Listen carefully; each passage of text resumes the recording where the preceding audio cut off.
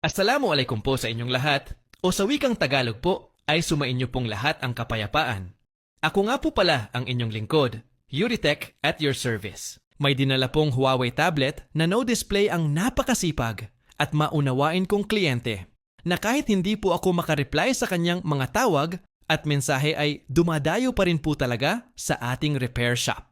At nang tsinek ko po ang tablet at i-diagnose ay nalaman po natin na ang main problem po ng unit ay no display pero may ilaw. Kaya ang una po natin suspect ay ang kanyang LCD. Then, sinilip ko po sa microscope ang flex ng LCD at nakita po natin na ginawa na rin po pala ang flex ng LCD. At kapansin-pansin na rin po na may mga jumper na rin po ang flex sa backlight. And since na may ilaw naman po ang LCD, ay it means maayos naman po ang ginawang jumper sa backlight flex. Kaya ang next step naman pong ginawa ko ay nag-proceed na po ako sa motherboard.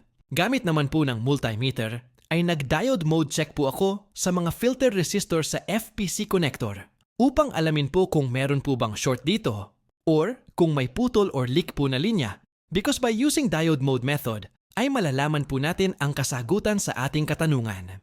At dahil po sa diode mode checking, ay nalaman po natin na may isang filter resistor ang may problema. And since ang filter resistor ay kahalintulad lang din po ng trabaho ng tulay, ay binaypass ko na lang po ito gamit ang Guthwick wire.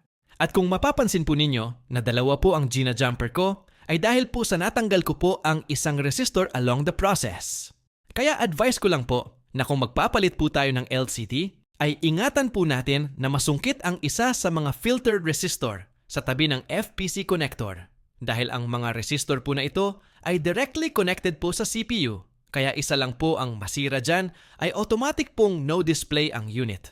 At pagkatapos ko pong i-bypass ang dalawang filter resistor, ay nilagyan ko na rin po ito ng UV solder mask para hindi po basta-basta kusang matanggal. At upang makaiwas na rin po tayo sa ayaw ng maraming technician na back job.